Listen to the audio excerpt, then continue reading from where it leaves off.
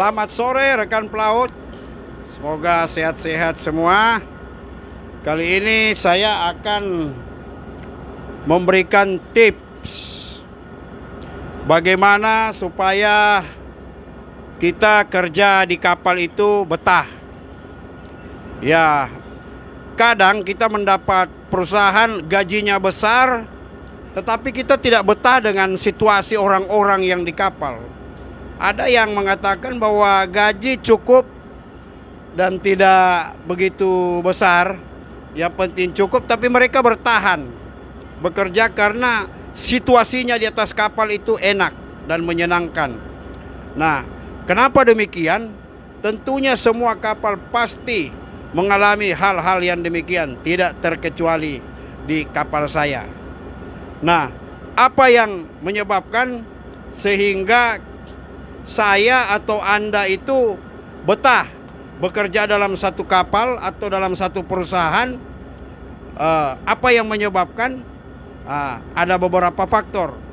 Ya, pertama, ini nomor satu, jaga mulut. Nah, mulut ini kita harus jaga. Artinya apa? Di kapal kadang kalau orang berbagai bangsa atau apalagi walaupun kita juga satu bangsa, kalau mulut ini tidak bisa dijaga, itu susah, pasti kita tidak betah. Misalnya, ya jadi satu, kita harus menjaga mulut kita.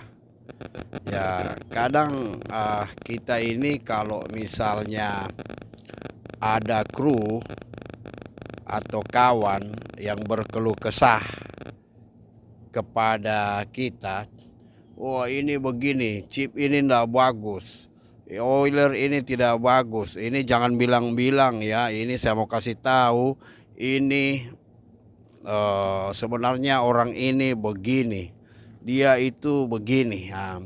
Kita yang dicurhat,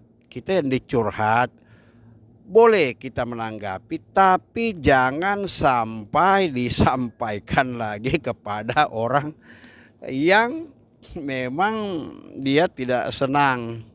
Jadi dia curhat sama kita, kemudian kita sendiri mau misalnya jangan sampai ya terjadi adu domba. Jadi biarlah curhatnya dia itu berhenti sampai di kita aja gitu. Jadi tidak berlanjut lagi gitu ke kawan itu. Kamu tahu nggak sih ini cerita kamu ini loh, begini loh, ini ya itu jangan. Jadi begitu jangan. Jadi mulut ini ya kita harus jaga, jangan sampai, karena ada pepatah mengatakan dinding itu bertelinga. Terus kedua, netral. Biarlah kita ini menjadi orang yang netral di kapal. Maksudnya kadang ini ada blok ini, blok itu, mereka tidak senang. Ya ada yang tidak senang sama ini akhirnya mereka bikin blok. Kita sebagai orang yang istilahnya terpelajar daripada mereka, jangan sampai kita juga ikut-ikutan dalam satu blok itu. Itu yang pernah yang saya lihat di kapal. Dan orang juga tahu saya itu selalu netral. Dan saya tidak mau tahu dengan urusan begitu. Apalagi kita sebagai atasan. Ya. Jadi harus menegur dengan cara yang bijaksana atau menasihati dengan cara yang bijaksana. Jadi netralitas. Jadi selain daripada itu, kalau kita ini pintar bergaul di atas kapal, kerja pun itu terasa mudah. Itu 70-80% saya itu bekerja itu dari kawan, walaupun kita apply ke sana dengan referensi mereka, dan bahwa tetap kita tetap mengikuti prosedur, yaitu interview gitu ya. Jadi Itu jadi karena mereka tahu bahwa kita ini orang yang netral, tidak berpihak kepada siapapun kalau ada yang berkonflik di atas kapal atau di atas sesama kawan di kapal, karena ruang lingkup daripada kapal ini kan kecil. Jadi kalau misalnya ada konflik, ya sangat disayangkan kalau kita misalnya ikut dalam konflik tersebut. Kemudian misalnya soal sabar nih, sabar di kapal itu butuh kesabaran, Misalnya pengganti kita itu belum datang, ya janganlah terlalu mendesak kepada perusahaan. Karena dengan begitu juga perusahaan juga akan menilai orang ini. Jadi saya di dalam perusahaan ini, saya tidak pernah mengkomplain pengganti saya mau datang atau terlambat datang, atau saya ikutin aja aturannya. Jadi walaupun dalam krisis ini banyak yang terbuang, tapi tetap kita dipekerjakan karena reputasi kita itu tidak terlalu banyak orang bilang ya, tidak terlalu banyak osmosis lah. Mempersoalkan hal-hal yang sepele, begitu. Jadi itu yang membuat kita betah di kapal. Kemudian sebisa mungkin kita harus cocok dengan semua orang. Walaupun kita berbeda-beda bangsa, berbeda-beda juga suku, bahkan agama, ras dan macam-macam. Apalagi di Afrika, di sini ya kita harus pintar-pintar bawa diri.